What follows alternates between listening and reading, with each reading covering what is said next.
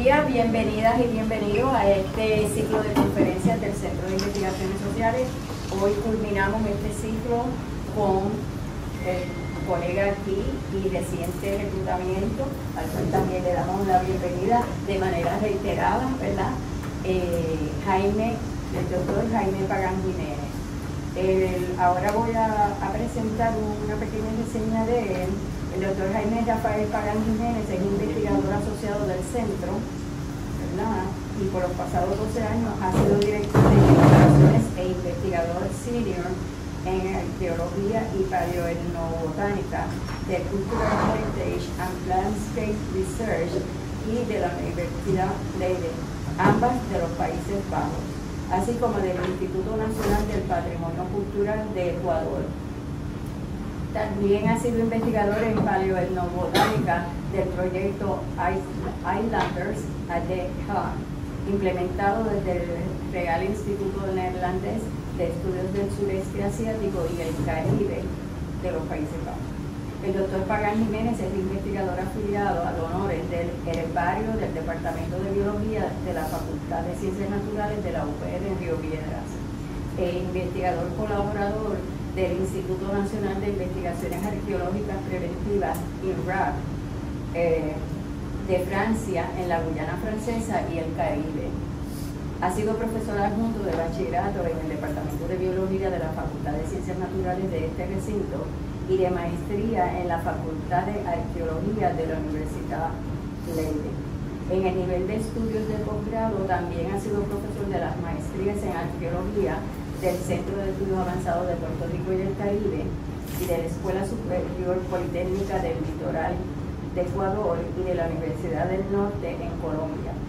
El doctor Pagán Jiménez ha desarrollado múltiples investigaciones y actividades docentes dirigidas al estudio y comprensión de los orígenes de la producción de plantas alimenticias en el Neotrópico y al estudio de las dinámicas socioambientales derivadas de los procesos de dispersión humana de algunas plantas económicas en las Américas. Geográficamente, durante los pasados 25 años, sus investigaciones paleoetnobotánicas y arqueológicas las ha realizado en la Guyana Francesa, en Ecuador, Costa Sierra y Amazonia, en Belice y en casi todas las islas del Caribe, desde Cuba en el noroeste de la región hasta Trinidad y Tobago en el sureste. Simultáneamente, el doctor Pagán Jiménez ha estudiado y debatido y publicado acerca del contexto sociopolítico de las prácticas disciplinarias de la arqueología y la antropología, utilizando enfoques analíticos anticoloniales y postcoloniales caribeños. A través de los años ha tratado de crear y de fortalecer la conciencia gubernamental, científica y pública hacia el patrimonio arqueológico puertorriqueño y caribeño. Se ha enfocado además en las historias del desarrollo y evolución de las sociedades agroecológicas del Caribe antiguo, con el fin de ayudar a elaborar marcos de referencia autóctonos que permitan visualizar presentes y futuros alimentarios sustentables, dignos y cónsonos con nuestras realidades históricas. Sobre todo los temas mencionados, el doctor Pagán Jiménez ha publicado 3 libros y poco más de 60 artículos y capítulos en revistas científicas o en antologías académicas internacionales. Así que sin más preámbulos, los dejo con el doctor Pagán Jiménez. Gracias. Buenos días y gracias por venir, por estar acá. Pues hoy, aprovechando, ¿verdad?, esta ocasión, pues formalmente me presento y pretendo con esta charla, que más que una conferencia es una charla, hacer una especie de síntesis o resumen de lo que ha sido el trabajo que he estado haciendo por los pasados 22, 24, 25 años desde el campo de la paleoetnobotánica. Ya después hablamos un poquito de qué se trata esto. Y pretendo culminar esta charla pues con mostrándoles o compartiendo con ustedes una serie de actividades y proyectos que deseo llevar a cabo desde aquí, desde el Centro de Investigaciones Sociales. Algunas de estas cosas ya obviamente las he comenzado, pero muchas de ellas están todavía en esto, lo que le podríamos llamar una fase de diseño, ¿no?, y previo a la implementación. Déjenme ir acá. En primer lugar, antes de... ¿Quieres que te asista allí? Como usted quiera. Ya me voy a ir, pero en primer lugar voy a decirles brevemente en qué consiste este campo, esta subdisciplina que se conoce como paleoetnobotánica. La paleoetnobotánica no es otra cosa, es algo bien simple. Es el estudio de las relaciones o de las interrelaciones que han existido históricamente, ¿verdad?, entre los seres humanos y las plantas. El prefijo paleo en esta frase, en esta palabra o en este concepto paleoetnobotánica implica antigüedad, lo antiguo. O sea que en el caso concreto de gran parte de mis investigaciones, yo me enfoco o dirijo mi atención a contextos sociales y culturales, en el caso de las Américas y del Caribe, pues anteriores a la invasión europea de las islas del Caribe. Aunque obviamente la paleoetnobotánica sí traspasa esa frontera, ¿verdad?, temporal, y trabajamos contextos del siglo XIX y hasta el siglo XX. Y más adelante van a darse cuenta también que la paleoetnobotánica, aunque lleve ese prefijo paleo, trabaja con herramientas y procesos actuales. ¿Por qué? Porque esto nos permite ver el pasado, buscar en el pasado, ¿verdad? Y tratar de comprenderlo mejor con referentes que nosotros elaboramos desde el presente. Así que la paleoetnobotánica no es tan paleo como aparenta ser, ¿verdad? La siguiente, por favor. O volvamos de nuevo atrás, perdónenme. Entre otras cosas, ¿verdad?, aquí están los principales temas que tradicionalmente estudia la disciplina, como alimentación, todo lo relacionado con la alimentación, ¿no? El proceso de obtener los alimentos, procesarlos y consumirlos, ritualismo. Me refiero en este contexto a las plantas utilizadas como parte de escenas o escenarios rituales, ¿verdad? Imaginemos, por ejemplo, el caso de la famosa cojoba en las islas del Caribe, que era una planta alucinógena que se utilizaba para inducir una serie, ¿verdad?, de raciocinios que están en otro orden, en otro ámbito que no es el terrenal, ¿no? Pero también las plantas ya no utilizadas nada más como alucinógenos, sino para otras actividades sociales, ¿verdad?, que tienen unas implicaciones rituales muy importantes. El simple acto de beber ciertas bebidas, por ejemplo, fermentadas o alcohólicas, en contextos sociales muy particulares, pues le puede dar cierta, ¿verdad?, significancia ritual a esas plantas que no necesariamente tienen un componente farmacológico ni alucinógeno importante. También vemos el asunto en la historia de las plantas y su interconexión con lo que es esta gran fase o faceta de la cosmovisión de los pueblos, ¿verdad? En el caso de la América, pues sobre todo indígenas, pero también podemos trabajar la cosmovisión y las plantas vinculadas a la cosmovisión de pueblos negros o de blancos en Estados Unidos, por ejemplo, ¿no? Durante el siglo XVII, XVIII, etc. Y finalmente, en algunos pocos casos podemos trabajar lo concerniente al uso de las plantas en contextos o escenarios medicinales. Pero bueno, para trabajar esta faceta dentro de la paleoetnobotánica, tradicionalmente nos vinculamos con otras áreas, ¿verdad?, de investigación, como la farmacología. Y para eso pues se requiere de una serie de equipos, materiales, ¿verdad?, de análisis que usualmente nosotros no tenemos en nuestras facilidades de investigación. ¿Por qué? Porque lo que se busca en estos contextos súper antiguos es, ya sea en los huesos o en las herramientas utilizadas en contextos de medicación, se buscan huellas químicas que nos permitan identificar las plantas a las cuales pertenecen esas huellas químicas. Y eso es algo un poco difícil, ¿no?, que nosotros no podemos hacer, así que lo hacemos en colaboración con gente del mundo de la química analítica, etcétera. Ahora, ustedes ya lo sospecharán, ¿no? Nosotros, distinto a los historiadores, historiadoras, sociólogos, sociólogas, gente que trabaja desde la ciencia política, en vez de trabajar o de buscar nuestros datos en libros, en textos, ¿verdad?, en papel o en bases de datos digitales, nosotros buscamos nuestros datos en la tierra. ¿Okay? En este sentido, debo decir, ¿verdad?, para que quede claro, que la paleobotánica trabaja casi exclusivamente con la arqueología, que es una disciplina mayor y de la cual la paleobotánica procede. La paleobotánica es una herramienta de la arqueología. Entonces, trabajamos mano a mano con la arqueología y es así, ¿verdad?, como podemos nosotros, por ejemplo, obtener, vamos a decir, los materiales de los cuales podríamos, en principio, extraer la información que necesitamos. La siguiente, por favor. O dale para atrás un momento para explicarles algo brevemente. Para que tengan una idea, esta es una imagen aérea de un área ya excavada. Esto es un área de vivienda excavada del siglo XIII en la República Dominicana. Todos esos hoyitos que ustedes ven ahí fueron hechos, son áreas de muestreo. Y se hicieron después de que se excavó el sitio, que se encontró la unidad habitacional y todos los componentes asociados a esta unidad habitacional. Así que, pero se puede ver parte de la silueta de la casa principal. Y casi todos estos rectángulos que usted ve ahí son unas ventanitas que nosotros abrimos, ¿verdad? Unas ventanas de excavación, así les llamamos.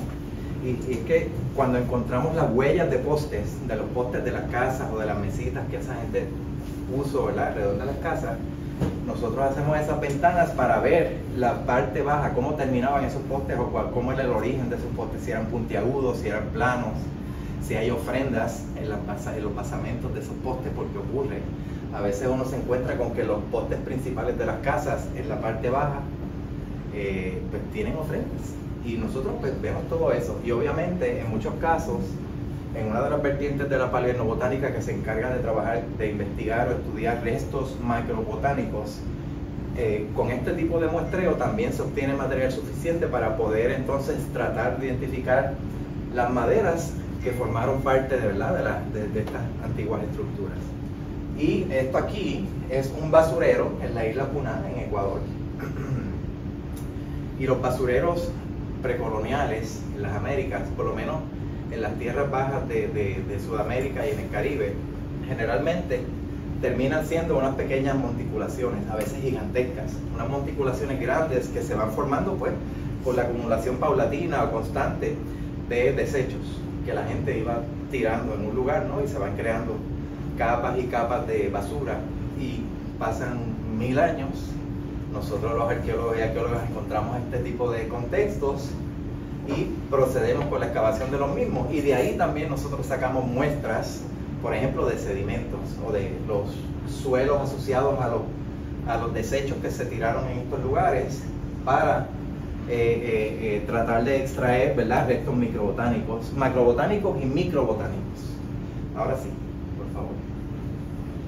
Y otra cosa, que esto es algo más reciente, ¿verdad?, que nosotros hacemos es, desde la paleobotánica, trabajar con residuos de alimentos o residuos vegetales que quedan atrapados en muchos de estos objetos utilizados durante alguna de las etapas, ¿verdad?, del procesamiento de plantas, ya sea para comida, para bebida, para medicación, etc.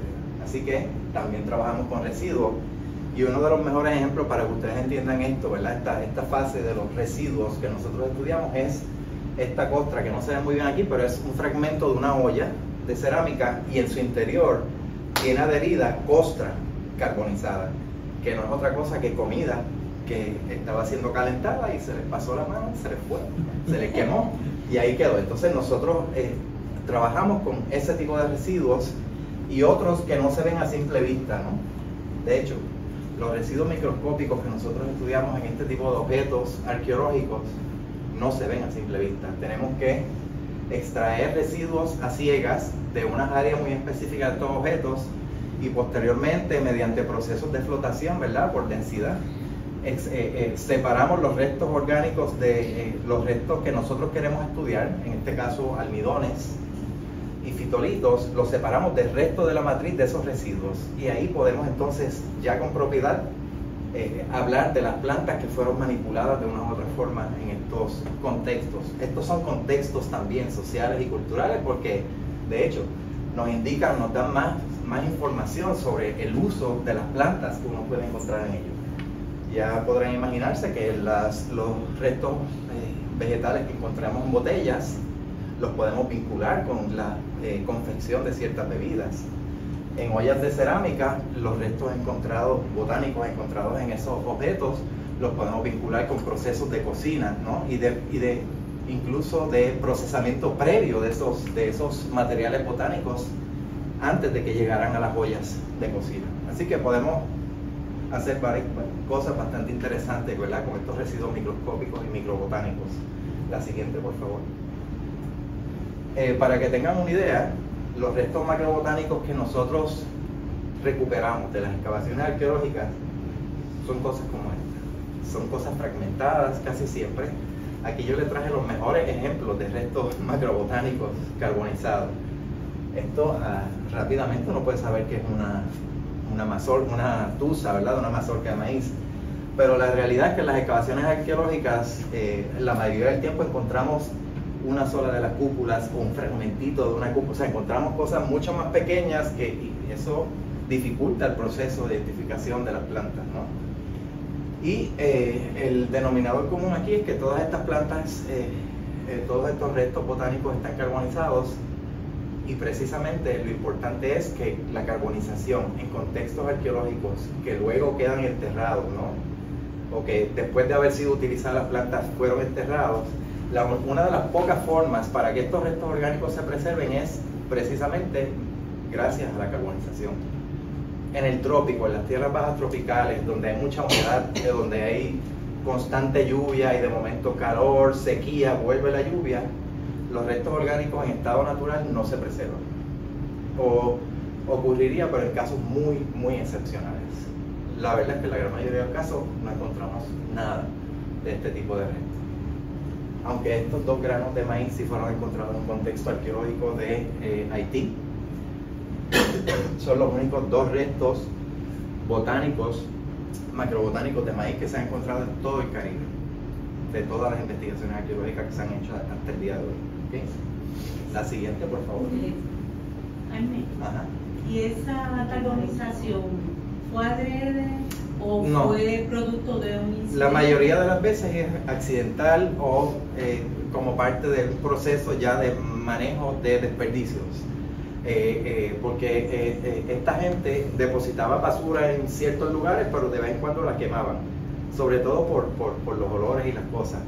Esto es algo que conocemos por etnografía, no es porque los españoles o los cronistas hayan documentado esto, lo sabemos porque lo hemos visto en contextos etnográficos, y asumimos que cuando encontramos estos restos en los basureros y carbonizados, pudo haber sido o accidental mientras estaban procesando los alimentos, o ya cuando estos materiales fueron desechados, pues que se quemaron porque les prendieron fuego. Pero ahí no podemos con precisión determinar la intencionalidad o no de este tipo de...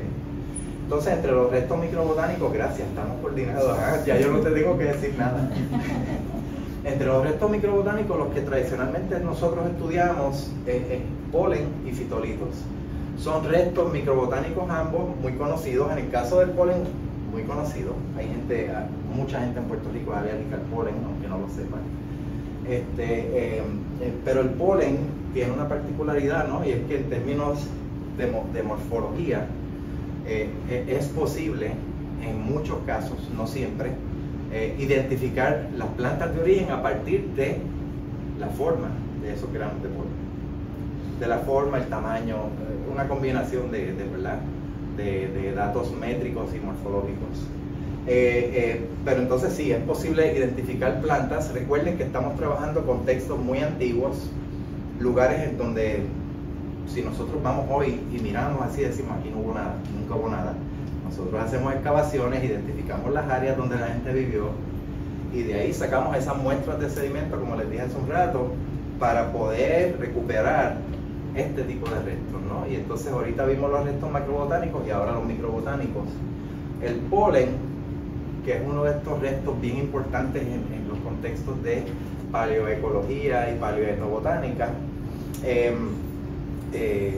son muy buenos, como les dije, ¿verdad?, para identificar plantas, pero en el caso del Caribe también es bien problemático esto, ¿verdad?, porque no se preservan bien los granos de polen en sedimentos o en suelos de lugares con interacción, ¿verdad?, con el oxígeno, el aire.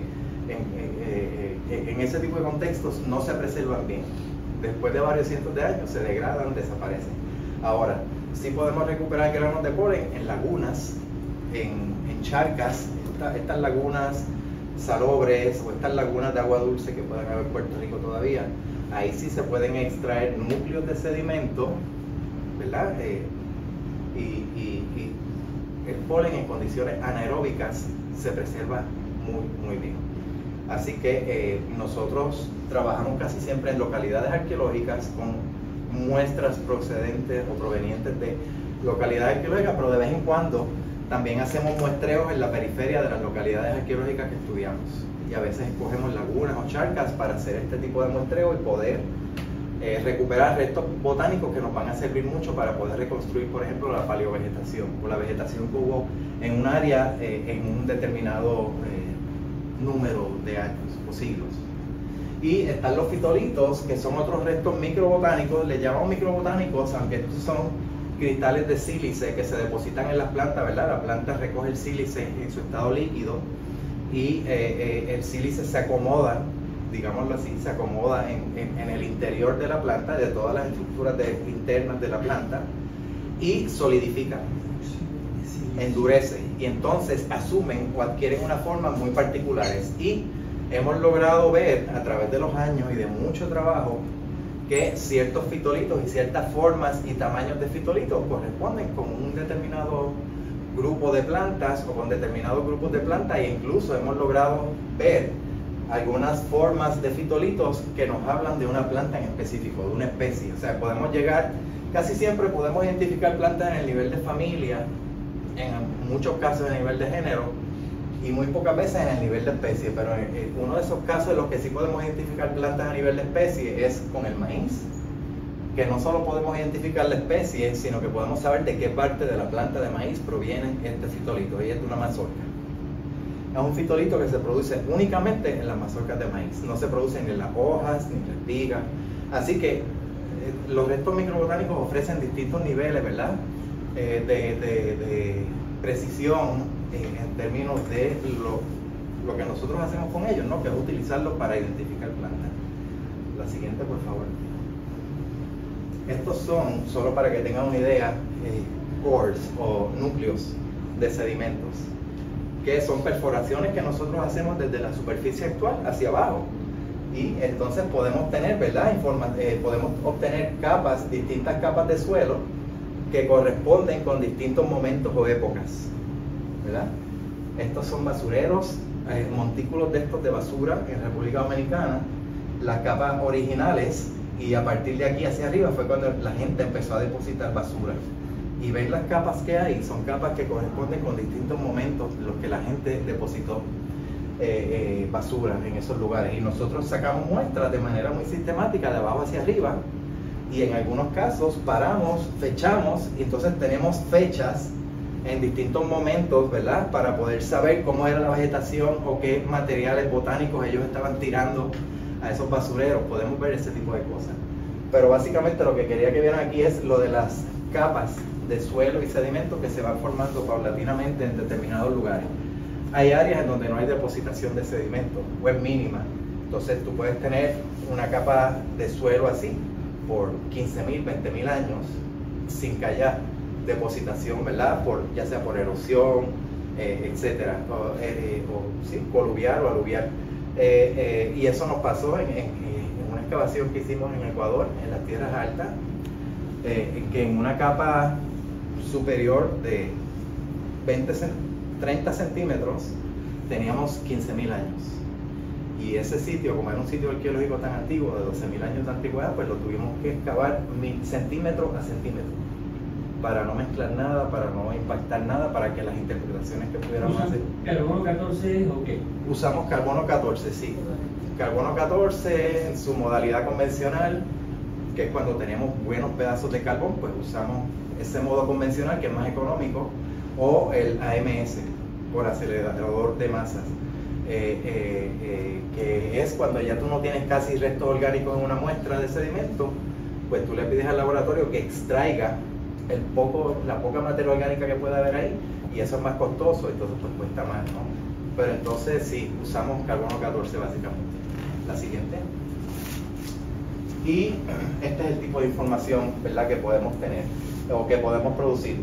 A partir de la identificación de plantas, este es un caso en el que usamos solamente fitolitos, podemos ver la historia de la vegetación en los lugares que estudiamos, y en este caso la línea roja señala el momento en el que comienza la ocupación humana de esa localidad, y es cuando precisamente comenzamos a ver el ingreso de plantas domésticas o plantas alimenticias en estos contextos sedimentarios.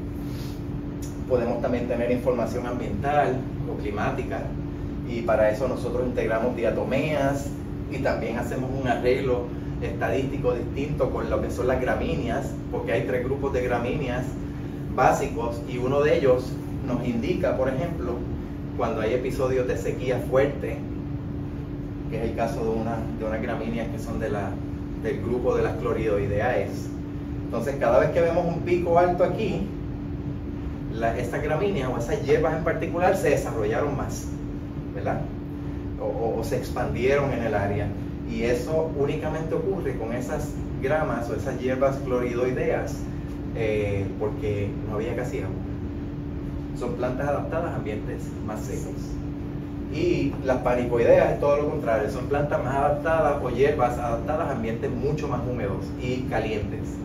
Entonces, aunque en ningún momento hubo una gran sequía en estos contextos, sí podemos ver que hubo periodos, ¿verdad?, a lo largo del tiempo, viendo esto como lo más antiguo, esto lo más reciente, en donde sí hubo periodos de sequía. No sabemos de cuántos años, pero los hubo. La siguiente, por favor. Y otro de los restos botánicos que estudiamos son los almidones. Y sobre esto es lo que yo he trabajado por los pasados 24 o 25 años. De hecho, yo ayudé a construir esta técnica junto con otra gente de otras partes del mundo. Lo hicimos simultáneamente, compartiendo información, ¿verdad? Y como ustedes saben, los carbohidratos, los almidones, son materiales, ¿verdad? Son carbohidratos que se producen en las plantas y se distribuyen y se almacenan en muchos casos en ciertos órganos, ¿no? Las semillas están en todas partes de la planta, pero se almacenan como alimento de reserva para las plantas en las semillas o en las raíces, principalmente, ¿verdad? A veces también en el tronco o en el tallo de la planta. Así que nos dimos cuenta, no nosotros los arqueólogos ni los paleobotánicos, sino gente que trabajaba química desde el siglo XIX, que los almidones, que son unas partículas microscópicas, tenían cualidades morfométricas lo suficientemente interesantes como para también poder identificar plantas a partir de ellos. O sea, los almidones tienen unas formas, ¿verdad?, unos rasgos muy particulares que en muchos casos nos permiten identificar su órgano de procedencia o la especie o el género al cual pertenece. La siguiente, por favor. Aquí tienen un ejemplo de, aunque esto son claves, ¿verdad?, de identificación, sí pueden ver por encimita, ¿verdad?, las diferencias morfométricas que pueden haber en los almidones. Y esas diferencias corresponden muchas veces con almidones que fueron producidos por distintas plantas. ¿Okay? Solamente quería que vieran eso, ¿no? La siguiente, por favor. Y no solo con los almidones podemos identificar plantas, sino que también se ha llegado a un nivel de análisis morfométrico. No estamos hablando de química analítica, esto es análisis morfométrico básico hecho con microscopía. Se han podido realizar múltiples experimentos y ensayos, no solamente nosotros, esto también se hace de la química de alimentos, pero sí, nosotros también hemos hecho un montón de experimentaciones para ver qué pasa con los almidones, para poder explicar por qué se preservan en algunos lugares estos almidones y en otros no. Es un nicho importante, ¿verdad? Porque uno no puede partir de la premisa de que cualquier sitio arqueológico que uno trabaje, cualquier olla de cerámica, cualquier purén o cualquier objeto de molienda va a tener almidones porque fue utilizado para moler plantas. No. En muchos casos tenemos almidones muy bien preservados en esos contextos artefactuales que estudiamos, pero en otros casos simplemente no aparece nada, no encontramos nada, aún sabiendo que las herramientas fueron hechas para procesar plantas. Así que nosotros hemos tenido que desarrollar múltiples experimentos para entender todos esos procesos de degradación y destrucción de almidones y por qué en algunos contextos sí se preservan muy bien ellos, ¿verdad? Pero lo que les quería decir es que con todos esos experimentos se ha logrado establecer ciertos patrones o ver si es que existen ciertos patrones de daño o alteración en estos almidones ante distintas condiciones a las que uno los somete. Y son condiciones, son patrones muy estables, por eso les llamamos patrones, porque son rasgos muy estables que lo ha visto mucha gente haciendo experimentos similares en distintos lugares y bajo distintas condiciones y llegamos a las mismas cosas. Así que podemos en algunos casos no solo encontrar almidones e identificar las plantas, sino decir, el órgano al cual perteneció estos almidones fue molido, fue hervido a temperatura baja, fue fermentado o inició el proceso de fermentación y luego fue interrumpido ese proceso, porque hay ciertos rasgos o características que se dan únicamente en la etapa inicial de la fermentación, y los carbohidratos son detonadores de la fermentación. De hecho, para eso se utilizan, hasta en la cerveza. Y cosas así. O sea que podemos no solo ver las plantas, sino posibles procesos o secuencias, ¿verdad? A las cuales fueron sometidas las plantas para preparar alimentos de distinto tipo. Ok. Esas manchitas rojas que ustedes ven ahí son las islas o los lugares donde yo he trabajado hasta ahora. ¿Okay? Y todas estas técnicas y toda esta perspectiva de la paleobotánica en el contexto del Caribe, del Neotrópico en general, ha brindado muy buena información por los pasados 25, 30 años, que en cierto modo cambia un poco, realmente cambia bastante lo que es la historia precolonial de las islas del Caribe, que siempre hemos aprendido en las escuelas. Quería que vieran las áreas donde he trabajado para que cuando presente lo que voy a presentar ahora, pues sepan que mis ideas, las interpretaciones que hemos logrado sobre esto, no están en el aire, no vienen del aire. O sea, se basan en trabajos que se han hecho en muchas de estas islas y cada circulito nos representa una localidad arqueológica estudiada, ¿no? A veces en alguna isla de esas yo he estudiado 6, 7, 8 localidades arqueológicas distintas. Así que, o sea, el trabajo viene respaldado por esa amplitud geográfica que hemos querido cubrir, ¿verdad? Para precisamente poder entender y estar seguros de que las cosas que vamos encontrando y las nuevas interpretaciones que vamos proponiendo para la historia pues estén bien sustentadas. La siguiente, por favor. Lo arcaico. Pues, yo no sé, ¿alguno de ustedes quisiera o se atreve a decir que consideran como lo arcaico en Puerto Rico pensando en la historia indígena de la isla? Por lo menos lo que aprendimos en la escuela. Pero eso ha dicho precerámicos. Precerámicos en términos de alimentación y eso, que han escuchado. Eran cazadores y recolectores. Exacto. Básicamente eso. Precerámicos, y la cerámica en la antropología hasta la década de los 80 se asociaba con agricultura o sociedades agrícolas. Dijiste precerámicos, cazadores, recolectores. Pues básicamente nosotros desde que empezamos a aplicar estas técnicas a los contextos de las islas del Caribe, empezamos a ver que los sitios más antiguos en donde se supone que hubieran pueblos precerámicos y cazadores recolectores, pues estaban haciendo uso de plantas domésticas. Esto es algo que contradice totalmente los modelos utilizados por los sistemas educativos de Puerto Rico, y no solo eso, los modelos utilizados por la arqueología como disciplina en todo el Caribe. O sea, la arqueología se sustenta en un principio en estos conceptos que él acaba de mencionar, que hubo una primera fase de grupos precerámicos, cazadores recolectores, que después hay una oleada o ingresa a las islas del Caribe un grupo de agricultores con conocimiento de la tecnología de la cerámica y que cultivaban principalmente la yuca, y que su vida giraba en torno al cultivo de la yuca. Y después ocurren una serie de desarrollos locales, ¿verdad? Mayor complejidad social y cultural, una organización política distinta que se va gestando aquí en las islas del Caribe, hasta que culminamos con los conocidos cacicazgos, ¿no? Que Cristóbal Colón y toda esta gente describe, ¿no? Estos cacicazgos, estos grupos, vamos a decir, estas polities, se me fue la palabra, estos entidades, vamos a decirlo así, entidades complejas con una jerarquización social brutal y con un poder político, ¿verdad? También jerarquizado, ¿no? El sustrato, la base, el fundamento de esos modelos que yo acabo de resumir como en un minuto, el basamento, como les decía, que es los pueblos arcaicos de donde se supone que siguieron evolucionando los siguientes, ¿verdad?, grupos humanos en las islas, pues no es lo que nos dijeron. Pero, ok, esto fue un primer acercamiento que nosotros hicimos en el año de 2005 y fue un acercamiento inicial. Esto fue casi un estudio piloto. Agarramos 2 sitios arcaicos, entre comillas, de Puerto Rico, analizamos materiales de ahí y empezamos a encontrar plantas domésticas, ¿verdad?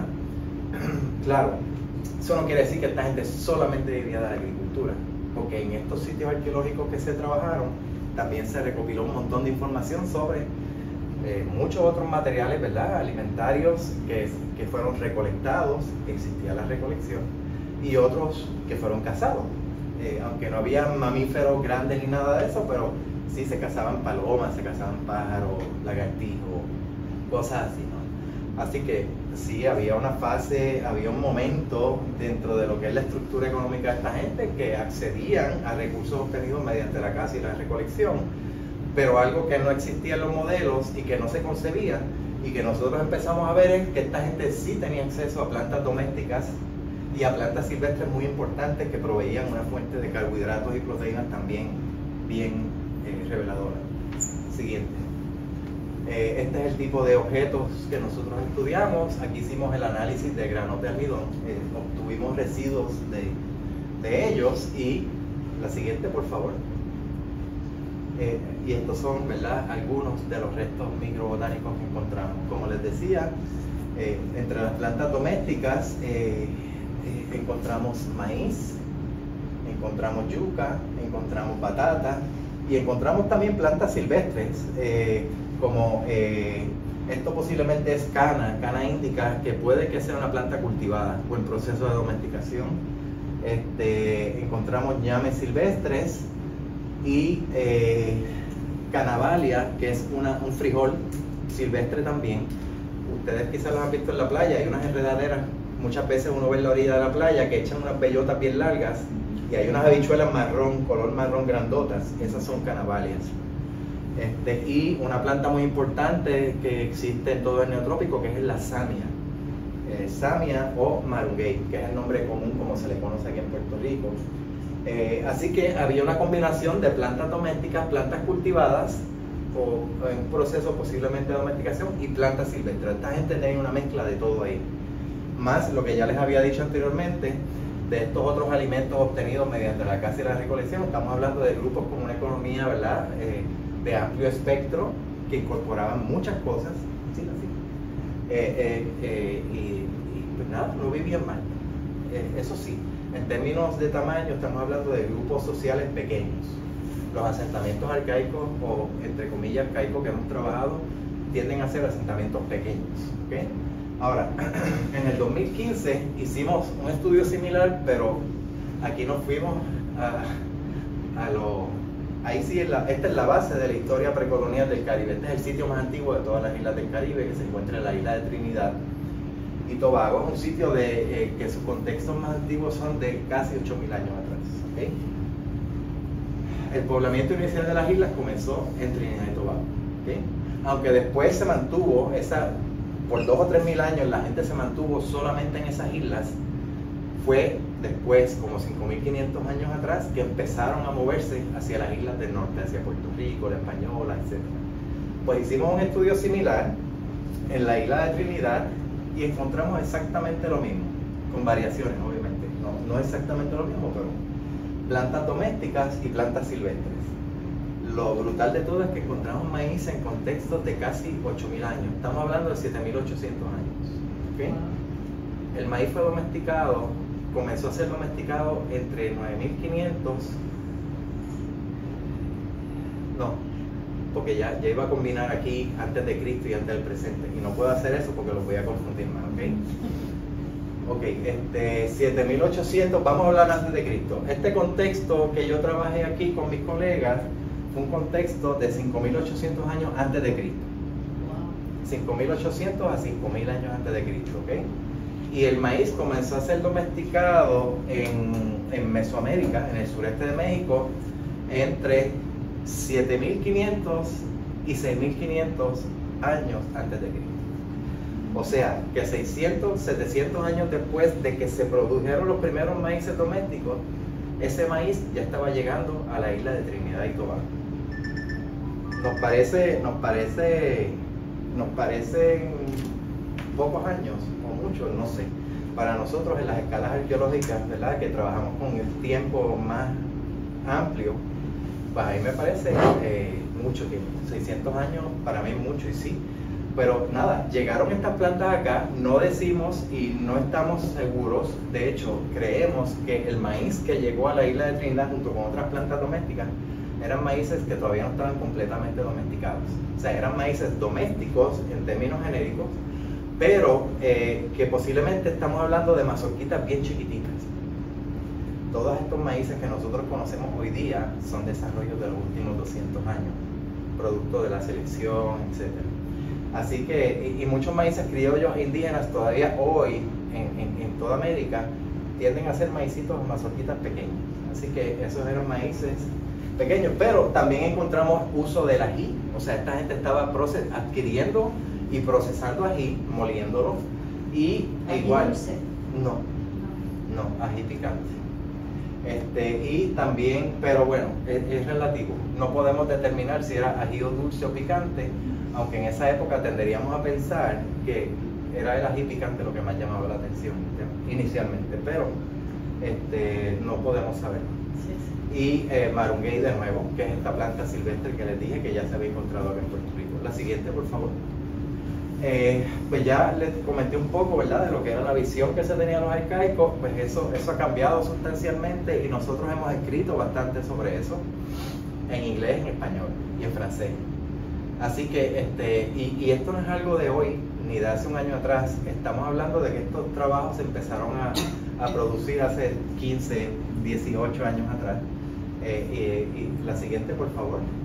Pero todavía el panorama educativo de Puerto Rico, estas cosas no las ha asimilado. No creo que las vaya a asimilar en los siguientes 10 o 15 años. Porque después de tanto tiempo, y Neftalí nos puede ayudar un poco sobre eso, nos dimos cuenta que es que simplemente no hay un interés genuino por actualizar muchos de los capítulos de nuestras historias, ¿ok? Y esto no se queda atrás. Esto es la historia precolonial, así que es peor. O sea, esto es más... Es negar la historia, para que la gente no tenga conciencia de quién es. Exacto. Ni de lo complicadas o complejas que fueron esas historias en las islas, ¿no? Y de no me gusta usar la palabra resiliencia, porque no. Pero lo exitosos que hemos sido una y otra vez ante distintas, ¿verdad?, adversidades. Ese tipo de cosas. Y autosuficientes. Estamos hablando aquí de soberanía alimentaria, de autosuficiencia. Sí, son otras épocas, otros tiempos, pero ahí en toda esa era precolonial había autosuficiencia. La siguiente, por favor. Y lo agrocerámico y tardío, adelante. Igual. Comenzamos a hacer trabajo con muchas de estas localidades que ya se supone, ¿verdad?, era gente agricultora, etcétera. La siguiente, por favor. Y como les dije, la yuca siempre ha sido para los textos de historia y para los modelos arqueológicos también la base alimentaria vegetal de las islas del Caribe en toda esa era precolonial. La siguiente, por favor. Aquí voy a ir un poco más rapidito. Además, en efecto, hemos encontrado restos de yuca en muchos contextos arqueológicos, pero la yuca no es tan prominente como otras plantas que sí lo son, como el marunguey. Volvemos a la planta silvestre que les dije, que aquí hay ejemplos de eso. La siguiente, por favor. Y muchas otras plantas más que los pueden consultar, ¿verdad? Esos listados de plantas identificadas en algunos de los trabajos que yo he producido con mis colegas. Pero también, ¿verdad?, hemos visto y hemos podido hablar un poco sobre procesamiento de plantas, sobre técnicas culinarias, nos hemos podido adentrar un poco en lo que serían las prácticas culinarias de esta gente, ¿no? La siguiente, por favor. Y nada, estas son los protagonistas de la era más tardía precolonial. Falta aquí la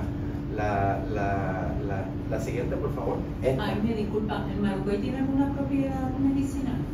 Que yo sepa, pues no, se han hecho estudios, pero lo principal, yo creo que el interés principal de los pueblos criollos e indígenas por esta planta es porque, aquí lo pueden ver, miren, este es el tallo subterráneo del marunguey, es una cosa igual o más grande que la yuca, ¿ok?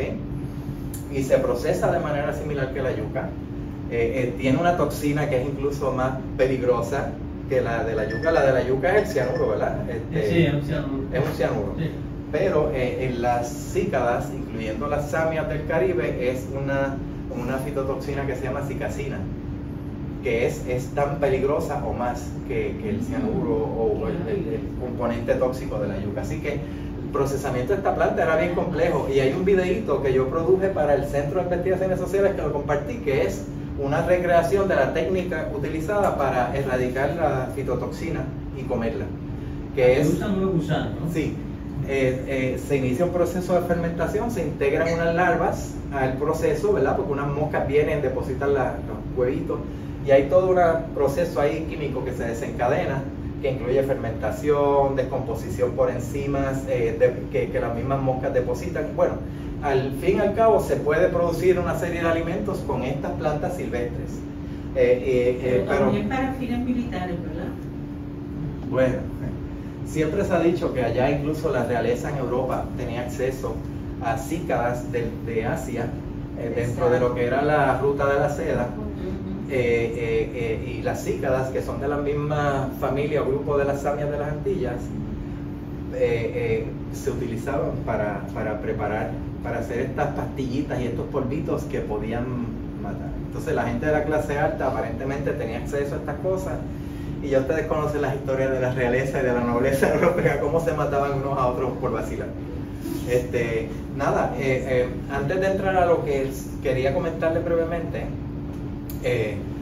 quería que vieran, ¿verdad? Después de decenas y decenas de localidades arqueológicas y de periodos o contextos temporales diversos, aquí hice una síntesis de cómo se ve, ¿verdad? En uno de los casos, en uno de los estudios grandes que he hecho, en qué situación se encuentra la famosa yuca, ¿no? El sustrato alimentario, agroecológico o alimentario del Caribe, ¿no? Durante toda la precolonial, según las historias oficiales. Pues dense cuenta, ¿verdad?, que yo traté de hacer, ¿verdad?, una distribución de muestras por periodos, estos nombres que usamos a veces nosotros para segregar el tiempo y el espacio isleño. Estos son los contextos más antiguos trabajados en uno de los estudios. Esto era cerámica tardía, periodo colonial temprano, y estos son contextos de dientes, porque hice análisis del sarro humano en individuos africanos, ¿no? Africanos esclavizados en la isla de San Martín. Y para que tengan una idea, esto es lo que yo he estado viendo desde otra perspectiva, pero en ese estudio nada más se pueden dar cuenta cómo la yuca, que es el cuadrito verde, el color verde, tenía una importancia relativa, no era nada despreciable, pero cómo ya en la era colonial, ¿verdad?, o en contextos coloniales, la yuca está a un nivel, ¿verdad?, súper brutal de importancia. Y lo mismo ocurre acá. Estos otros estudios, un estudio microrregional que hice en República Dominicana, en la región de Cotuí, donde está la primera mina de oro española. ¿Dice Pueblo Viejo? Sí, Pueblo Viejo, sí. Pues yo hice un análisis de materiales de la mina que se encontró, que se excavó hasta hace poco, hasta hace par de años atrás, y de un montón de pequeñas localidades cerca de la mina, de donde procedía la mano de obra de la mina, ¿ok? Y de un poco más allá también. Y entonces aquí hice una segregación, ya no por tiempo, pero sí parcialmente, lo que serían contextos indígenas contextos indígenas pero con alguna influencia, ¿verdad?, del mundo colonial, y contextos coloniales en donde participaron los indígenas. Estamos hablando de que las muestras de aquí son del mismo sitio de Cotuí, de la mina, y estos son contextos indígenas, pero que la gente tenía acceso a recursos europeos, porque los encontramos, ¿verdad? Están los sitios arqueológicos, los lugares donde esta gente vivía, su cultura material es la de siempre, pero de momento hay un vasito de cristal, hay sus cositas, o sea que esta gente logró acceso a ciertos bienes. Y estos contextos indígenas también del mismo periodo, pero que no tienen nada europeo en su cultura material. Pues vean de nuevo el asunto de la yuca. En este caso la yuca es la barra azul, ¿verdad? Huevo y vivo. ¿Y el jengibre me llama la atención? Ah, sí, aquí encontramos el primer caso de uso de jengibre en las Américas y de banana. ¿Ok? Sí, eso se me olvidó decírselo. Ah, y aquí hay ordium, que es cebada, y trigo. ¿Ok? ¿Cuál es el Precisamente. anaranjado y el verde claro? Anaranjado, samia, que es la planta que les dije, y el verde claro es ají. El ají siempre fue bien importante. Nada, pero quería que vieran el comportamiento de la yuca en contextos netamente indígenas versus contextos coloniales. O sea, la yuca sí es súper importante en estos contextos, y lo sabemos, porque sabemos que uno de los alimentos principales que se produjeron dentro del sistema de encomiendas fue la yuca, precisamente para alimentar a la mano de obra, para alimentar a los indígenas mismos, pero también a los colonizadores cuando se iban en sus excursiones hacia otras islas, ¿no? De hecho, fue la yuca la que ayudó a Hernán Cortés, porque cargaron los barcos de Hernán Cortés de yuca, de casabe, en Cuba, y de ahí partieron hacia Mesoamérica, hacia la región de México, y terminaron conquistándola, ¿no? Así que la yuca fue un sustento alimentario también para los colonizadores. La producían en tantas cantidades en las islas del Caribe, dentro de ese contexto esclavista y de encomiendas, que pues sí, se convirtió en un alimento fundamental, y es el alimento fundamental para nosotros según la historia, ¿verdad? Es el alimento fundamental indígena para nosotros según la historia oficial de Puerto Rico, y no fue así. No fue así. Y aquí no están los datos del montón de otros sitios que yo he trabajado en las islas del Caribe. Yo no he tenido el tiempo de sentarme y organizarlos así, porque son muchísimos. Pero mi cabeza funciona como una base de datos y como un programa básico de estadística. Yo sé que el comportamiento de la yuca en todos estos sitios que no están aquí incluidos es similar. Tiene una importancia relativa, y ya cercano o en el momento de la invasión europea, aumenta. ¿Ok? Nada, la siguiente, por favor. Esto lo podemos hablar después si quieren, pero es para que vean el comportamiento, ¿verdad? Que nosotros hemos podido ver a través de todos estos estudios que no existía una cultura, una identidad culinaria en las islas del Caribe, una sola, sino muchas, ¿ok? Y dependiendo de las localidades o de los, ¿verdad?, que nosotros hemos estudiado, nos hemos dado cuenta que pues la gente tenía, su sistema de preferencia era distinto, variaba regionalmente y a través del tiempo también. Así que, nada, esto es un ejemplo para que ustedes vean cómo en Anza-la-Gorge, en Guadalupe, el maíz y las leguminosas o los frijoles eran súper importantes, sin menospreciar a la samia, ¿verdad?, dentro de su alimentación. Pero en este otro sitio de la Butte, en Santa Lucía, el maíz y la yuca tenían una importancia casi similar en lo que era su, ¿verdad?, identidad y prácticas culinarias. Y tenemos otras áreas, como estos sitios de la República Dominicana, en donde la samia, que allá se le conoce como guayiga, la batata, eran las plantas más importantes, ni el maíz ni la yuca. Y esto coincide un poco con Fray Bartolomé de la Casa, cuando él describe que para el sureste, para el este de la República Dominicana, para la región del Higüey, para los indios de esa área y para el cacicazgo como tal, la samia o la guayiga era incluso hasta más importante que la yuca como alimento. Así que hay una correspondencia histórica, ¿no?, entre esto que estamos viendo arqueológicamente y los datos de esos primeros cronistas que trabajaron y documentaron estas cosas en las islas del Caribe. Hay variaciones a nivel regional y a través del tiempo, como les dije, no podemos ver la historia culinaria de las Antillas, ¿verdad?, precoloniales como una cosa única o con una sola identidad, sino tenemos que ver con multiplicidad de identidades culinarias. ¿Okay? Quería que tuvieran esa ahí. Entonces, nada, nosotros, después de haber, ¿verdad? Mientras vamos haciendo todo esto, hemos estado trabajando en distintos frentes. Cuando digo nosotros me refiero a arqueólogos, arqueólogas que trabajamos juntos, antropólogos, antropólogas, historiadores, para revelar, exponer esta información, compartirla, ¿verdad? No solo con el público general y con otros académicos y académicas, sino también con la gente que se supone que tiene el poder de reescribir nuestras historias oficiales y enmendarlas, actualizarlas, etcétera. Y obviamente pues las cosas no pasan, pero es brutal, ¿verdad? Que vean la línea roja, esa es la historia precolonial del Caribe versus la historia colonial, y la historia de nosotros que nos enseñan en las escuelas empieza más o menos por aquí. Siempre nos hablan de un poquito antes de la llegada de los españoles hasta el presente, o sea, esto, y nos borran de manera consciente muchas veces todo esto, que es vamos a decir, el periodo más amplio de la historia de los pobladores de las islas, que casualmente son nuestros ancestros, fueron nuestros ancestros. O sea, no estamos hablando de cualquier gente en otra región del mundo, estamos hablando de la gente, de nosotros mismos en otro momento de la historia de las islas, ¿ok? Entonces, la próxima, por favor.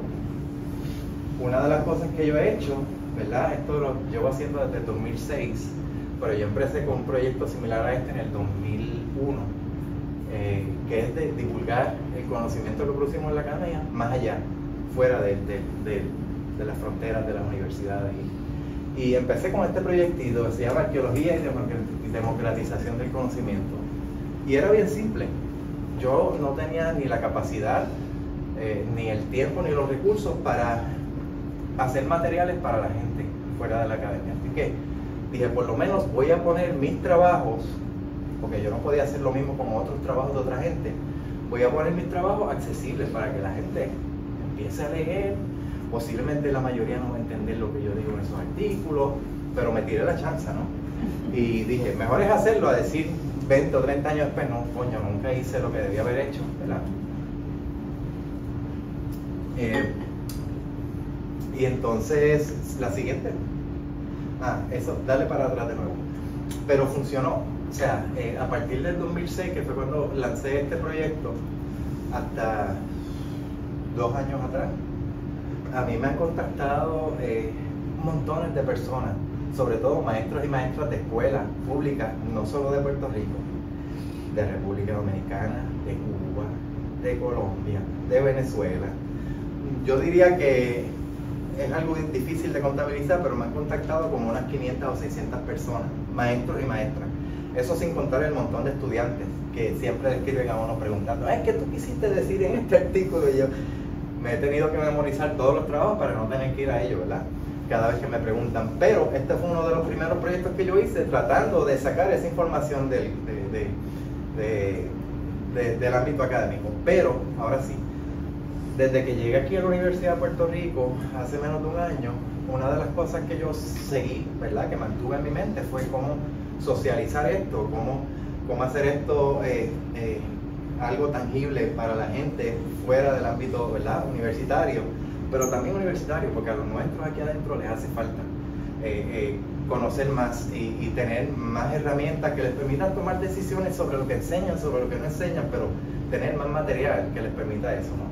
Entonces hice esta propuesta de un herbario vivo de etnobotánica caribeña, que lo que pretende no es otra cosa que poner muchas de estas plantas importantes para nosotros en un lugar de la universidad. En este caso sería, puedes pasar a la siguiente, sería en el patio interior entre estos dos edificios, el de el CRA y el Ramón Emeterio Betances, poner esas plantas aquí, pero ponerlas de una forma muy particular, acompañada de información y otros recursos, ¿verdad?, didácticos, para que no solo los estudiantes del sistema de la universidad, sino también estudiantes de escuelas, no solo de la periferia, sino de más y más y más lejos, puedan venir acá, así como vienen a las exposiciones que se hacen en el museo, pues traerlo también para acá, para que hagan un recorrido. Sí, la siguiente, por favor.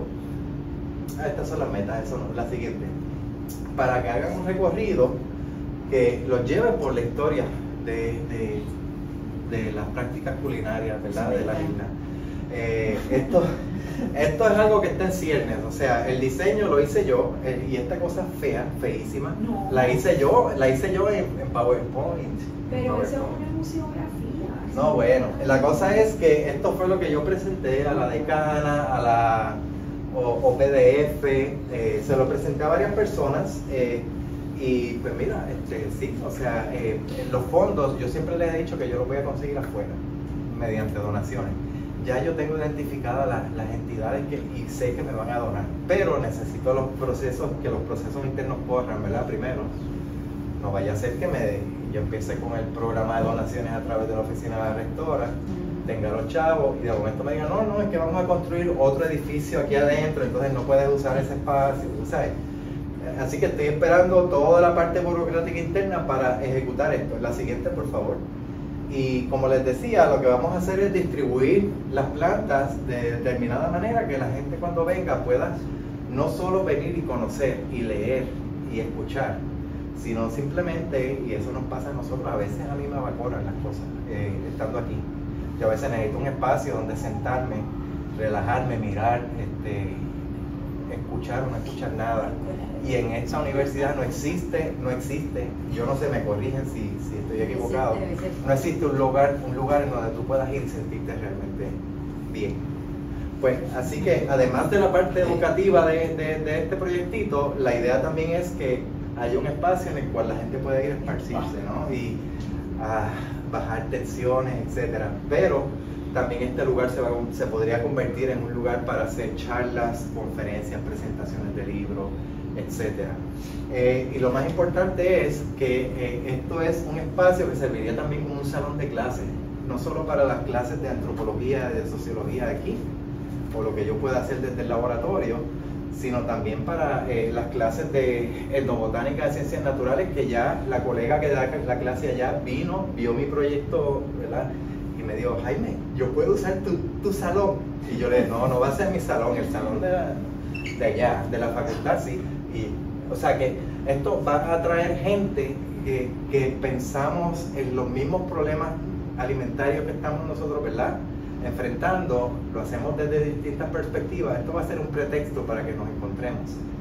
Y aquí va a haber ciertas interacciones que van a posiblemente a producir nuevas formas de enfrentar, ¿verdad?, estas problemáticas que ya vivimos o que vamos a vivir en un futuro próximo.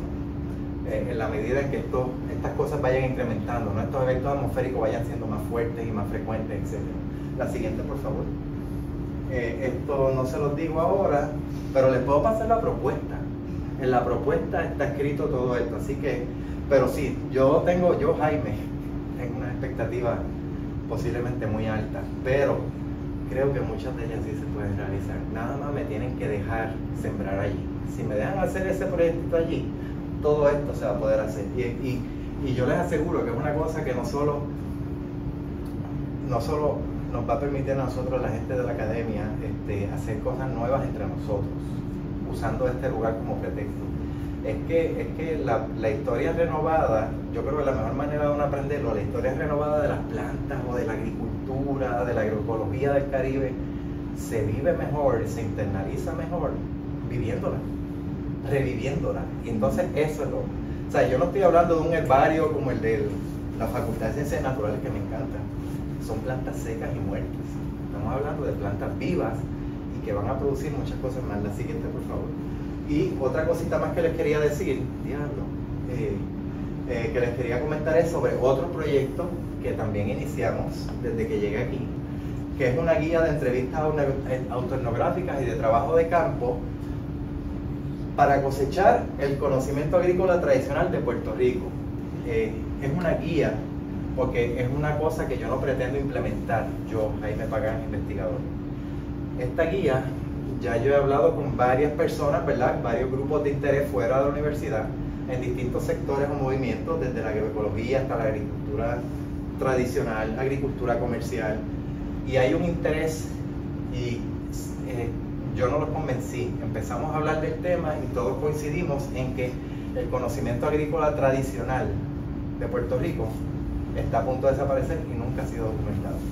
No me refiero al conocimiento agrícola de la agricultura comercial de los años 20, 30 y 40, de los monocultivos, no. Me refiero a la agricultura que practicaban los empleados de esas fincas cuando iban a sus casas por las tardes, porque ellos eran los agricultores los que nunca dejaron de hacer agricultura. Esas prácticas agrícolas para las cuales no había recursos y que no usaban químicos ni fertilizantes de estos, ¿verdad? Porque estamos hablando de gente que simplemente sobrevivía día a día y con sus fincas, ¿no? Ese conocimiento está a punto de perder. La gente que queda con este conocimiento, que es de la generación de mi papá, están entre los 88 y los 100, 110 años. A mi papá ya parte de su cabecita se le ha ido. Si esto no lo hacemos pronto, en el siguiente año, vamos a perder este conocimiento del cual yo hablo, que no, vuelvo y digo, no está documentado en ningún lado y lo vamos a perder para siempre, no va a haber forma de documentarlo. Y eso nos puede servir también como una forma de poder nosotros ver los problemas actuales que tenemos del agro, del campo, y buscar soluciones. O sea, no estamos hablando de que pues, vamos a irnos a técnicas de hace 60 años atrás y como retornar o irnos para atrás.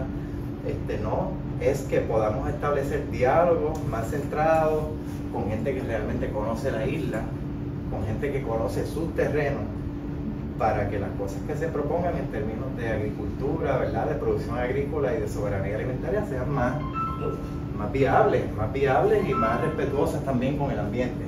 La siguiente, por favor. Y Jocelyn Rosado, una estudiante doctoral de psicología, me está asistiendo en este proyecto. Ella hace cosas de investigación y acción participativa, pues este trabajo también lo es. Pero este trabajo lo va a desarrollar la misma gente de las comunidades. No lo voy a hacer yo, como decía. Yo podré servir quizás de asesor, pero es para que ellos lo hagan. Siguiente, por favor. Otros proyectos son proyectos pequeños, en los cuales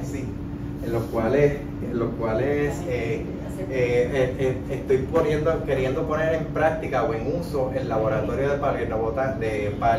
etnoecología y paleoambientes humanos. Ese es un espacio que recién tiene el Centro de Investigaciones Sociales.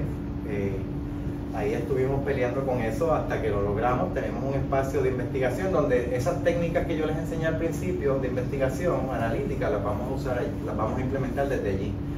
Pero, 1, 2 y 3 de esos proyectitos que hay aquí pequeños tienen que ver con eso, es con la habilitación de ese espacio, de demostrar que funciona y que es útil. Que tiene potencial. Exacto. Claro, tengo dificultades, hay cosas que ajustar todavía allí, faltan cosas, no tengo agua, etcétera, pero eventualmente sí, yo sé que esto va a poder correr. El laboratorio mismo es un proyecto, porque no fue solo adquirir el espacio con 2 o 3 equipos que ven allí, es toda la logística que hay detrás para que eso se convierta en un espacio de investigación de alto nivel, con todos los controles que eso requiere. Es un proyectazo, es el proyecto más grande, incluso es hasta más grande que el del herbario, por lo complejo que es, ¿no? El siguiente, entonces esas son cositas que he estado queriendo hacer, ¿verdad? O haciendo ya. Y lo último, que esto ustedes lo conocen, es algo que yo le llamo divulgación paleobotánica y democratización del conocimiento. Y ustedes han visto algunos ejemplos en las redes sociales, ¿verdad? Con los videitos que subimos sobre los ritmos del maíz, sobre el marungué y la guayiga. Esto es de la puesta en funciones del laboratorio y otra serie de cosas que lo que hacen es sacar ese conocimiento que les había dicho, sacarlo de las fronteras de la universidad. La siguiente, por favor. Y nada, termino con esto, que es una propuesta que redacté. Ahora me tengo que sentar a hacer los ajustes, porque todavía no he escogido cuál de las entidades de financiación voy a someter esto. Quizás lo someto a varias a la vez y ya después decido, pero son formatos distintos, ¿no? Pero ya la propuesta está hecha. Esto es una mini propuesta de una propuesta mayor que yo tengo ensamblada, pero quiero empezar con esto, ¿no? Y es una propuesta que va a integrar de todo este conocimiento académico, paleobotánico, pero vinculado con otros arqueólogos, arqueólogas, otros antropólogos, antropólogas, gente que está en el campo, en el mundo de la agroecología. Es una cosa que va a traer a mucha gente a trabajar y a ver la información histórica sobre nuestra, vamos a decir, identidad culinaria, con todas esas ópticas, precisamente, con esas distintas visiones y poder construir cosas nuevas en conjunto. Ya no Jaime, el investigador, sino el grupo de gente con un interés particular. Así que esta propuesta es como un plan, como un proyecto piloto pero que es una propuesta bastante grande también, aunque para mí es pequeña, es bastante grande. Y con eso termino, ¿no? Diciéndoles que si para mí lo que faltaba era poner en marcha todo ese conocimiento, pues con estos proyectitos que he estado iniciando desde aquí, más esta propuesta, si se concreta, pues yo creo que finalmente podré lograr, ¿verdad?, algo que yo siempre he creído, que es que la gente tenga acceso y opciones y alternativas, no solo para entenderse a sí mismo, sino para visualizar su futuro, porque de eso se trata. Muchas gracias. Gracias. Muchas gracias, Jaime, por esta interesantísima charla. Hemos aprendido un montón, tenemos mucha curiosidad también, así que lo abro a los presentes para que le hagan las preguntas correspondientes. ¿Por qué la yuca y no el marungay? ¿Es que es más fácil cultivarla y procesarla que el marungay? Sí, la yuca es una planta que se da en casi cualquier condición climática en las tierras tropicales, ¿no? En ambientes de sequía o desérticos, pues obviamente no, ahí no se da casi nada. Pero en muchos otros lugares en donde crecen plantas, la yuca puede crecer. Lo único que necesita es sol directo. Las yucas no se pueden cultivar, ¿verdad?, dentro de un bosque, debajo de la vegetación. No puede ser parte de un sotobosque, pero sí. La yuca es una de esas plantas que se da en donde quiera. Especialmente en terrenos arenosos. Exacto, y por eso los españoles seleccionaron. No fue que lo vieron, ay, mira, vamos a seguir lo que los indios nos están. No, los españoles seleccionaron esa planta porque hicieron un análisis ¿cómo es que se llama eso? Costo-beneficio, y dijeron, esto es lo que es. Así que, y el marungay, perdona, el marungay no es una planta que yo sepa, no es una planta que se cultiva, es una planta que simplemente se recolecta en los lugares en donde existen. Así que, aunque pues en algunos lugares del Caribe, como en la Española, son bien abundantes en algunas áreas, ¿verdad?, específicas,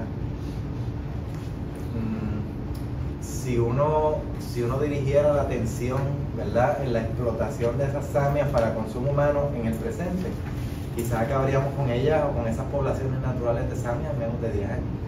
Así que si nosotros pensamos en la samia como una alternativa alimentaria para el futuro, desde ahora tendríamos que empezar a diseñar planes de conservación para las que quedan, para estas poblaciones, ¿verdad?, o estos ecosistemas de samia que quedan, y planificar estrategias de reproducción súper veloz, ¿verdad?, para que lo que uno saque, uno lo pueda reemplazar lo antes posible.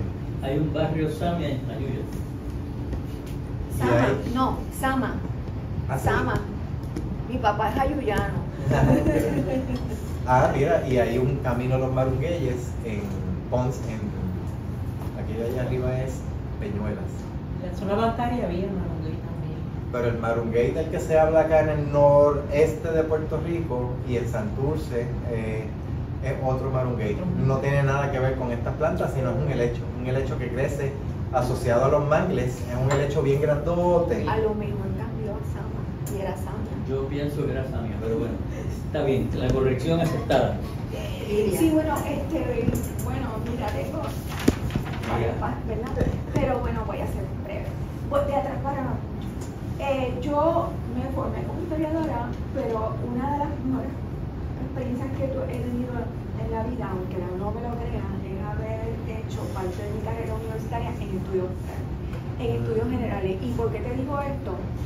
Porque todo esto que tú has mencionado aquí, yo lo veo ya como un proyecto de equipo donde interactúa totalmente transversal. Yo lo pienso en términos museales, pero lo pienso también cómo hay arquitectos y arquitectas que están trabajando con estos proyectos cuando estamos hablando de los jardines, ¿verdad? Yo pienso en conservación y que invitarlos a formar parte, igual integrar aquí las humanidades, porque existe ya un campo completo que se llama humanidades ambientales, y que aquí se integra mucho, ¿verdad? De integración no solamente del paisaje, sino también del conocimiento ancestral. Entonces eso ayudaría a que tu proyecto, pues, que es tan ambicioso y tan extraordinario, pues tenga unos aliados, porque yo pienso que ya uno no puede traer, uno tiene estas ideas, pero ya uno necesita aliados.